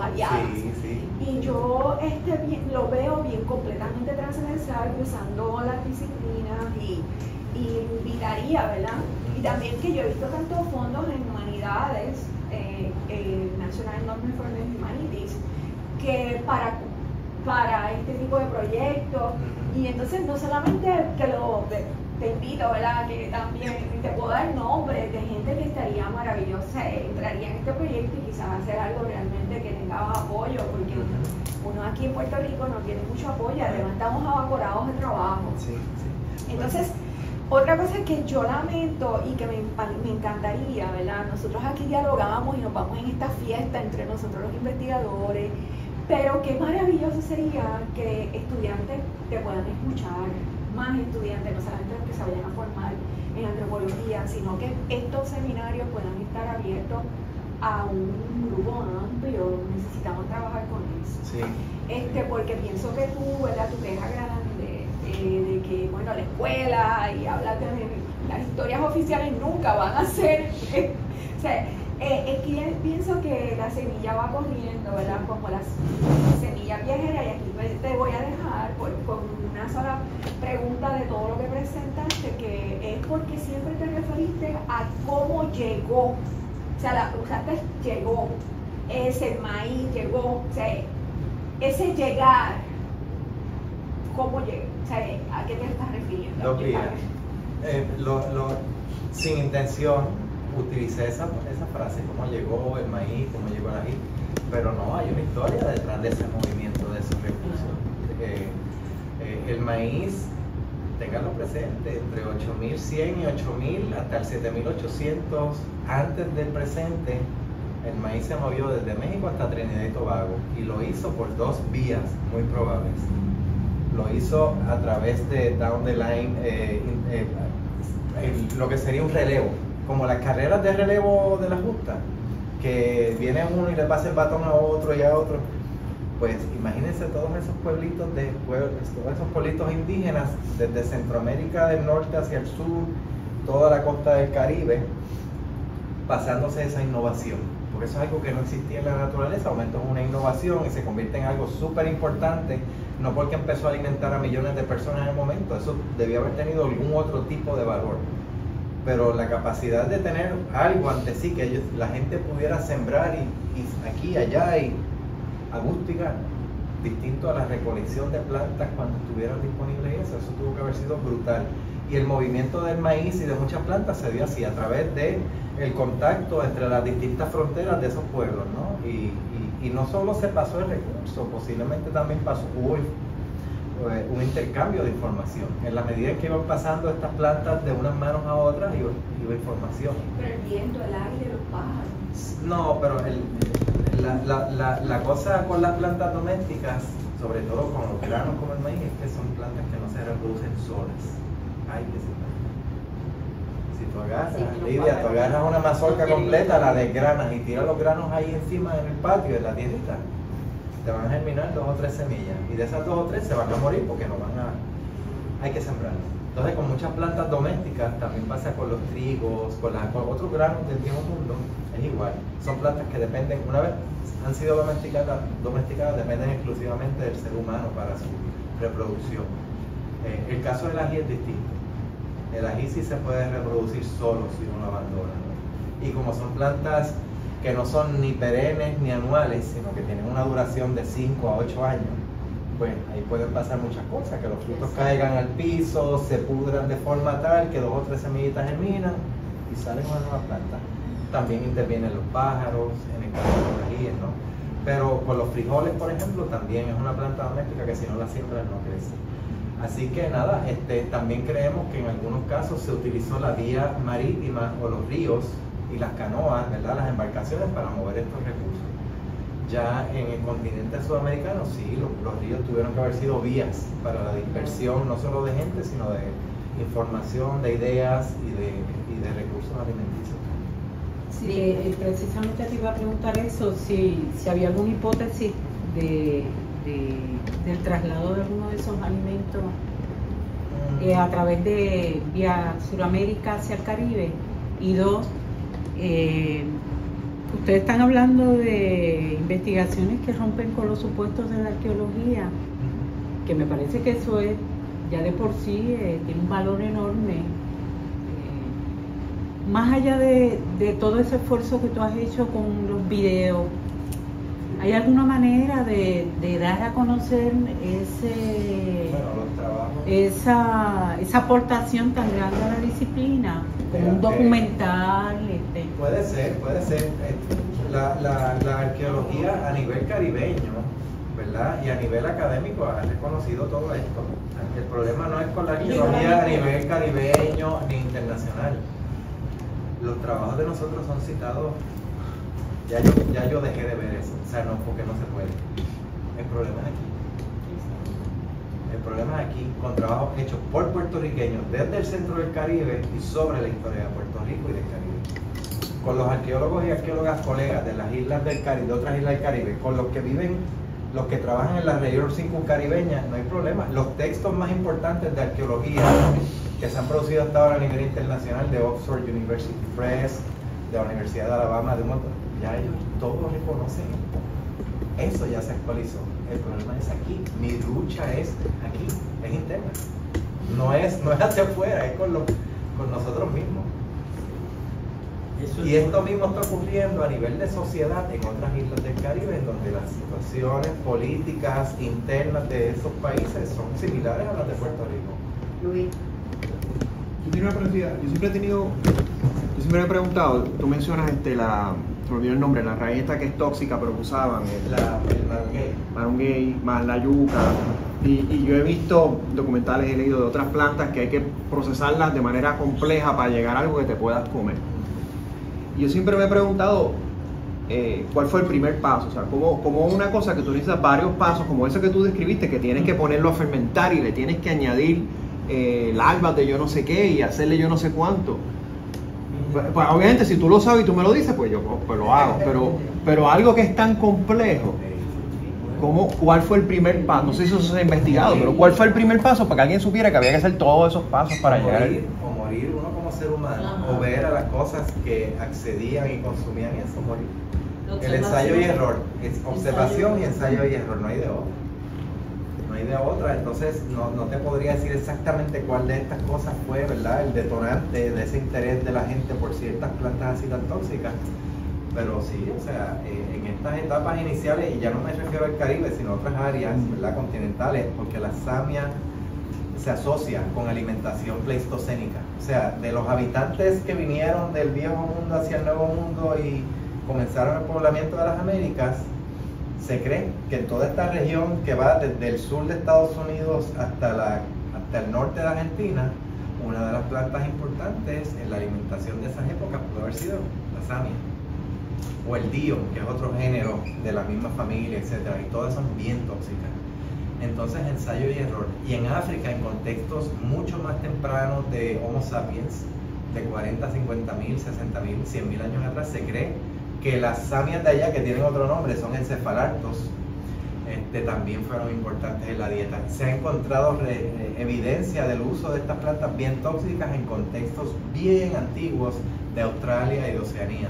Así que yo tiendo a pensar que el ensayo y error, la observación, como dice Virgen, ¿verdad?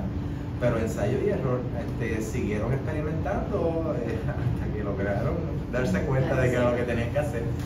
Y Neftalí, tú eres químico, tú debes saber más que nosotros. La cuestión es que los humanos modernos pensamos que los antiguos no eran inteligentes. Y pensamos que la inteligencia empezó como en el siglo XIX, o algo por el estilo, o en la época del Renacimiento. Eso no es así. Que no haya habido historia escrita no implica que no hubiera conocimiento, se pasaba de forma oral. Y los ancianos, las ancianas, tenían una importancia enorme en ese proceso educativo. Sobre la cuestión de la navegación, yo he estado haciendo algunas investigaciones. El asunto de la navegación por las islas, ya sería de Trinidad hacia las otras, que se plantea que tenía que ser por las islas. Es que el problema es que si tú navegas por los estrechos entre las islas, la navegación es más difícil que si las haces directo. Claro, tendrían que haber hecho experimentación a través de las islas, pero eventualmente tienen que haber emigrado de otras áreas. Lo otro es, la gente aquí dice, bueno, que las corrientes son del este a oeste. Oye, si venían aborígenes de Guadalupe y de otras áreas y llegaban acá, regresaban, ¿no? Sí. Y lo otro es, hay unas corrientes marinas desde Nicaragua, más o menos, hacia Colombia, en la dirección opuesta, a lo largo de la costa, hacia el sur y hacia el este, que podían ser utilizadas para la migración del maíz, por ejemplo. Sí. Y pues entrelazando un poco su comentario con una de las preguntas de Virgen, creemos varias cosas. Número uno, este primer maíz o estas primeras plantas domésticas que llegaron a Trinidad y Tobago llegaron posiblemente utilizándose dos medios, ¿no? A través de este intercambio de estos de poblado en poblado y de manera simultánea, ¿no? Porque tenía que ocurrir, también se utilizaron embarcaciones para navegar por río, para llegar más lejos, no solo hacia Trinidad y Tobago, sino hacia adentro del continente. Y también entre los pueblos costeros muchas veces es más fácil, más eficiente viajar en canoa por el mar, claro, para llegar al otro poblado que está allá 8 horas después que irte por tierra. Claro. Así que la navegación marítima para mover muchos de estos cultígenos también tuvo que haber ocurrido. O sea, yo no lo veo como una posibilidad, tuvo que haber ocurrido. Ahora, Neftalí, nosotros encontramos una asociación de plantas en contextos de la cultura la Hueca, que es una sociedad agrocerámica de la isla de Vieques, sí, más los cultígenos que encontré paralelamente en estos sitios arcaicos, entre comillas, o más antiguos. Y esa combinación de plantas, cuando uno hace el análisis de toda la cuenca del Caribe, no ocurre en otra región para las mismas épocas que no sea Costa Rica, Panamá y el noroeste de Colombia, lo que le llaman la región istmo colombiana. Esa esquinita de ahí, Costa Rica, Panamá y noroeste de Colombia, es donde está ese clúster, ese grupo de plantas que están siendo combinadas, ¿no?, para la misma época. Y ahí es que está la corriente que fluye de Nicaragua, Costa Rica, Panamá, Colombia. Pero la verdad es que estas plantas llegan. Vamos a sacar la Trinidad y Tobago por un rato, porque Trinidad y Tobago fue habitado entre 7.800 y 5.500 de manera persistente, y se mantuvo ese poblamiento en esa área, nunca se extendieron más allá de ahí. Fue a partir de 5.500 antes del presente que comenzó el internamiento de personas hacia las islas del Caribe, pero principalmente, y ahí va lo más brutal, hacia el noreste del Caribe. No vinieron isla por isla. Los sitios más antiguos no están en las Antillas Menores. En Trinidad y Tobago sí, pero no están en el resto de las Antillas Menores. Los sitios más antiguos después de Trinidad y Tobago están en Puerto Rico. Y en Cuba, ¿no? Sí, pero los de Puerto Rico son más antiguos que los de Cuba. Y estamos hablando de un trabajo reciente que publicó René Rodríguez en PLOS ONE, en una revista bastante, muy importante. Sí, que agarró todas las fechas, los 700, 800 fechas radiocarbónicas que se tiene de Puerto Rico, y las sometieron a un nuevo análisis de depuración de higiene estadística. Y después de Trinidad y Tobago, los sitios más antiguos están en Puerto Rico, y después de Puerto Rico están unos sitios de Cuba, pero que hay una diferencia de casi 1000 años. Lo que pasa con las fechas de Cuba es que muchas de ellas fueron tomadas hace 50, 60 años atrás, y hay problemas y no se pueden calibrar, porque las técnicas que se usaron para fechar en aquella época pues no permiten que ahora. Pero espérate, Virgen, es que no he terminado de responder tu pregunta. Lo que quería decir es que en este contexto del movimiento de plantas y gente, pero sobre todo de plantas, información, ideas, etcétera, nosotros sí hemos planteado la posibilidad de que haya habido movimientos directos de gente desde esa región istmo colombiana hasta Puerto Rico. Hasta Puerto Rico. No hay otra manera al día de hoy que pueda explicar por qué los sitios más antiguos después de Trinidad y Tobago están aquí y no están en Cuba y no están en las Antillas Menores. Después de Puerto Rico, los siguientes sitios súper antiguos que hay son en San Martín, en la isla de San Martín. Por eso yo me refería hace un rato al noreste del Caribe, porque el noreste del Caribe es Puerto Rico, que es la última de las Antillas Grandes, y aquí rapidito está San Martín. San Martín está bajando, pero está, esa es la esquina del noreste del Caribe. Y es ahí donde está la fecha más antigua.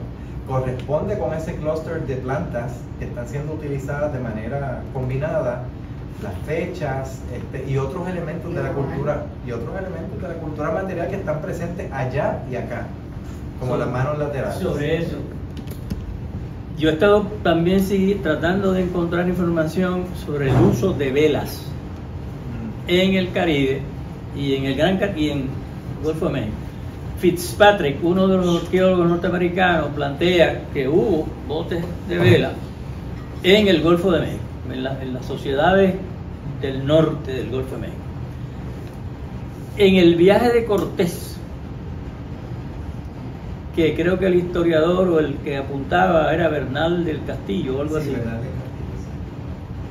se plantea en esas notas que vieron aborígenes en botes con remos y con vela.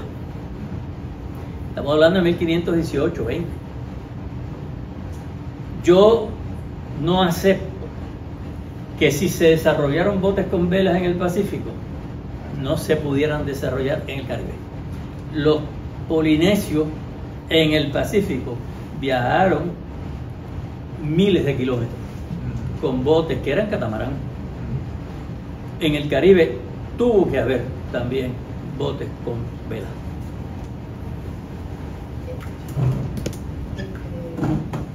Una última preguntita mía, bendito. Perdón. A mí me agradezco mucho esta charla, Jaime. Me interesa saber, de acuerdo a tu experiencia, o sea, cómo ustedes escogen, seleccionan los lugares a mostrar o a estudiar, ¿verdad? Porque tú hablas de lugares arqueológicos, pero me gustaría saber si han tenido otro tipo de contexto para estudiar, como por ejemplo el extractivismo. Si han tenido que bregar con algún proyecto de extractivismo y de momento encontraron algo. Pues mira, o simplemente son los lugares tradicionales arqueológicos ya identificados. Constantemente, eso es lo que me interesa. Constantemente se encuentran localidades arqueológicas, ya sea de manera fortuita o porque se hizo un trabajo sistemático de investigación regional que identifica localidades arqueológicas. Nosotros, muchas de las localidades arqueológicas que están documentadas en el Instituto de Cultura y Conservación de Arqueología son localidades que se han encontrado a raíz de los proyectos de construcción que se han hecho en Puerto Rico. Y no es que se hayan encontrado siempre porque llegan las máquinas y impactan un sitio, no, es que a partir de la década de los 80, finales de los 80, se crea una ley que crea el Consejo de Arqueología Terrestre y desde ese momento se les requería, esto ha cambiado, pero se les requería a toda gente o entidad que fuera a mover terrenos para propósitos de construcción, estudios arqueológicos. Y a veces, si tú estás planteando un proyecto regional de construcción de una mega urbanización, o sea, pues el enfoque arqueológico para uno hacer ese estudio antes de la construcción también tiene que ser regional. Y es así que nosotros empezamos a desarrollar modelos predictivos para determinar dónde, cómo se hacen distintos tipos de muestreo, y entonces así es como finalmente encontramos estas localidades. Ahora, si estabas hablando o preguntando también sobre el muestreo para el tipo de cosas que yo hago en las localidades arqueológicas, pues eso ya son otros 20 pesos. Porque hay un montón de localidades arqueológicas que se están trabajando simultáneamente en todo el Caribe ahora mismo. Pero yo no puedo participar de todas esas excavaciones o investigaciones, o de momento esas localidades arqueológicas no tienen la suficiente integridad, ¿verdad?, física, como para que podamos ir y sacar estas muestras que nosotros necesitamos. A veces los sitios están parcialmente destruidos, pero nada, ese es el contexto en el cual surgen todos estos lugares que nosotros estudiamos.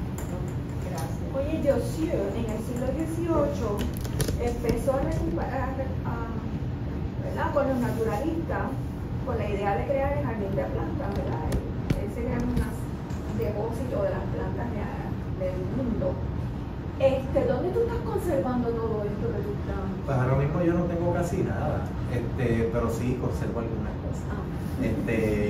Pero no, me refiero a que las plantas para el proyecto del herbario vivo son plantas que tendríamos que adquirir a través de la participación de la gente de las comunidades, pero también siguiendo los protocolos y los permisos que haya que tener de recursos naturales, porque algunas plantas habría que extraerlas de lugares naturales, que no son lugares públicos, son fincas privadas, pero igual, o sea, lo queremos hacer todo bien, ¿sí?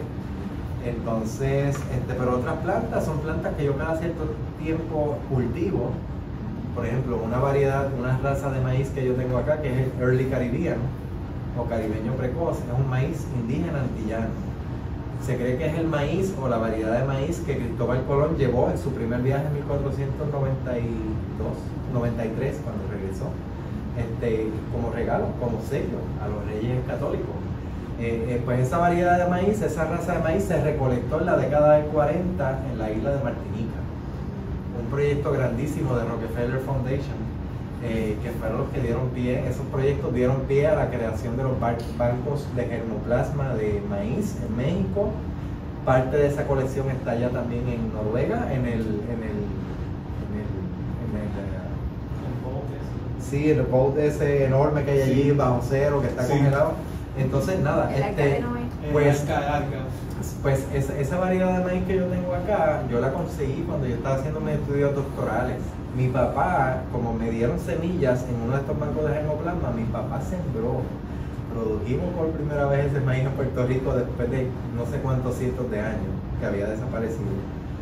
Perdí parte de la producción, volví a solicitarle a CIMIT, al Centro Internacional de Maíz y Trigo en México, más semillas, me las volvieron a enviar en 2008 y entonces a partir de ahí he mantenido, cada cierto tiempo siembro para que no se me pierda, para que dejen, ¿sabes? Porque pueden hacerse infértiles, ¿no? Por el tiempo. Y si tú vas al laboratorio ahora, la mitad de las neveras gigantes que tenemos allí están llenas de mazorcas de maíz, de ese maíz. Porque estoy esperando, como parte del proyecto del herbario vivo, que va a ser intercambio de cosas con la gente, estoy esperando que llegue ese momento y también para contactar a varios agricultores que puedan ya tomar ese maíz, que lo hagan suyo, ¿no? Es un maíz hermoso y es un maíz adaptado a las islas del Caribe, no por los pasados 70 años, ¿verdad? Que es cuando se empezó a producir el maíz aquí en Puerto Rico a nivel comercial bien fuerte, pero con variedades traídas o mejoradas en Estados Unidos o en el Colegio de Mayagüez. Te estoy hablando de un maíz que posiblemente su proceso de adaptación a las islas le ha tomado unos 1500, 2000 años.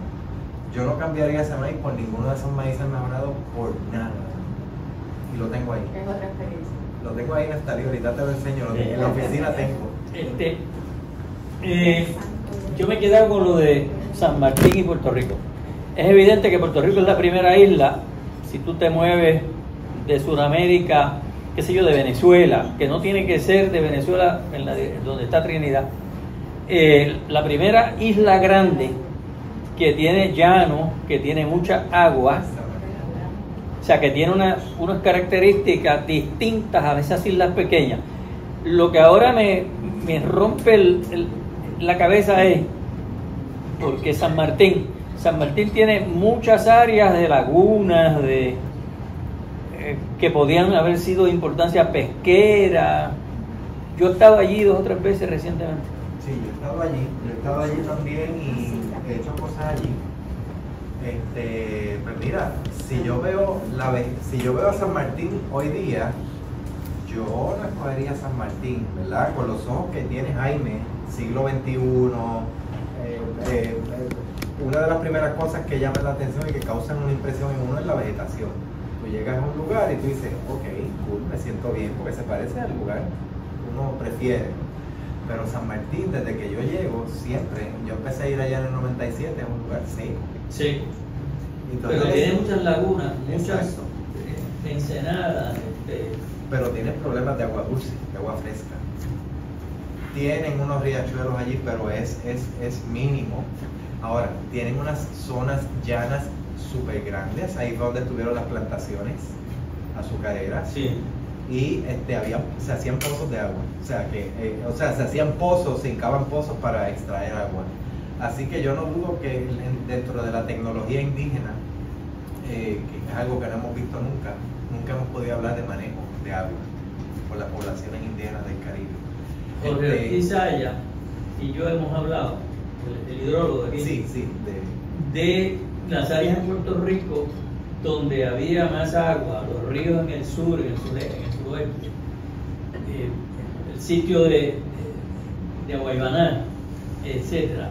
Y en el sur, el río que más agua perenne tiene es Patilla. Y se le llama Río Grande de Patilla. Pero hay una serie de ríos allá que nacen, claro, en la cordillera. Y el río Yauco, que nace en Río Brieto, tiene mucho flujo. Es donde está la represa, que le da agua a todo el valle de Lajas. ¿Y el Río Grande de Loíza? No, pero estamos hablando de Aguaybaná, del suroeste. Eso es Al sur. Suroeste. Sí, el Río Grande de Loíza también. Mejores tierras. O sea, hay que mirar la historia desde la geografía. Claro, nosotros integramos no solo los trabajos, ¿verdad?, nosotros arqueológicos con la geografía, también con distintos enfoques dentro de la geografía, ¿verdad? La parte esta de la geografía física para nosotros siempre ha sido súper importante, porque a veces no podemos entender la lógica, la interconectividad de los distintos componentes de un ecosistema cuando hablamos de ecosistemas humanos, ¿no? Ya modificados o alterados por la gente, así que nosotros tenemos que ver la totalidad.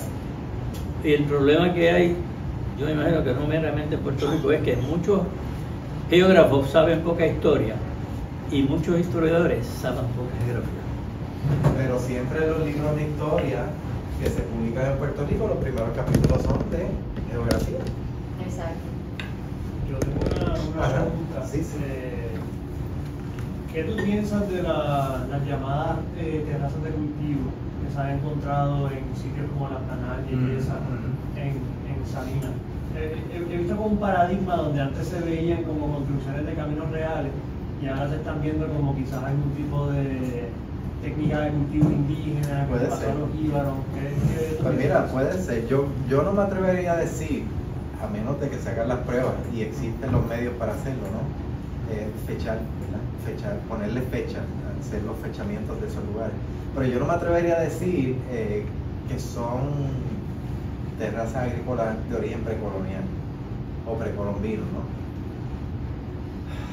Pero es posible de que en la época esta, ¿verdad?, anterior a la invasión europea, si haya existido esa tecnología. De hecho, para la República Dominicana, la española, uno de estos primeros cronistas sí habla de que en unas partes de la isla hay unas terrazas de cultivo y hasta irrigación. O sea, esta gente en las islas del Caribe en algunos lugares tenían la capacidad y conocimiento para agarrar agua o desviar agua, llevarla por canales o lo que fuese hacia las áreas que ellos querían irrigar. Había irrigación. ¿Qué tan compleja era? Eso nunca se ha excavado o señalado en Puerto Rico, ¿verdad? No, El sistema de irrigación. No.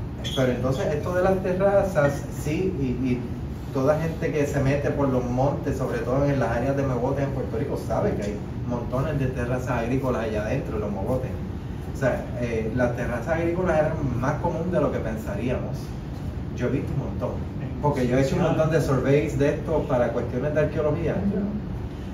Pero creo que muchas de ellas sí son de la época jíbaras, o sea, de los campesinos nuestros. Y yo creo que toda esa tecnología, todo ese conocimiento viene de atrás. Y que algunas de esas terrazas puede que sean jíbaras, que es de construcción más reciente, pero posiblemente son reconstrucciones de terrazas que existieron antes. Pero eso... Aquí también me propuso la idea de que son terrazas hechas en las Islas Canarias, que con los inmigrantes de las Canarias las trajeron. Sí, pero no. Existieron montones de terrazas en Sudamérica, Sí. en Ecuador, Sí, en sí, Bolivia, sí. en las Guayanas. En Colombia. Y Colombia está bastante cerca de acá. Entonces, o sea, lo de Islas Canarias sí. O sea, no lo dudo, pero no, yo creo que estas terrazas, algunas de las que yo he visto, deben ser más antiguas que esa época de las primeras migraciones o del internamiento de gente blanca, ¿verdad? Extranjera al interior de las islas, que son fenómenos bastante tardíos, siglo XVII, XVIII. Al interior, vamos a decir, las migraciones, o sea, las poblaciones principales se dieron en los llanos costaneros. Por ejemplo, en una época, por ejemplo, San Germán tenía más población que este, y San Germán era un tercio del país. Me refería más bien al área de la montañosa del norte, de los mogotes, esa parte hacia Utuado, hacia... Utuado es de 1739, la fundación oficial, y es de los primeros que se establece en el interior. Guayama es 1736, pero es costanero, surge de Cuamo. Manatí como 1738, etcétera, pero al interior, Utuado, y Utuado fue una zona minera. Allí está, entre Utuado y Jayuya está Caonilla, y Caonilla viene de Caona, oro. Donde quiera que haya un Caonilla, hubo explotación de oro. Y una de ellas está en El Bonito, en el río Sabón, cuando ha pasado ya por el cañón de San Cristóbal y ya tiene un nace un poco más arriba de la finca de familia. Claro. Bueno, terminamos, pasen a picar, aquí hay unas cositas para También picar. yo le pregunto en la picadera.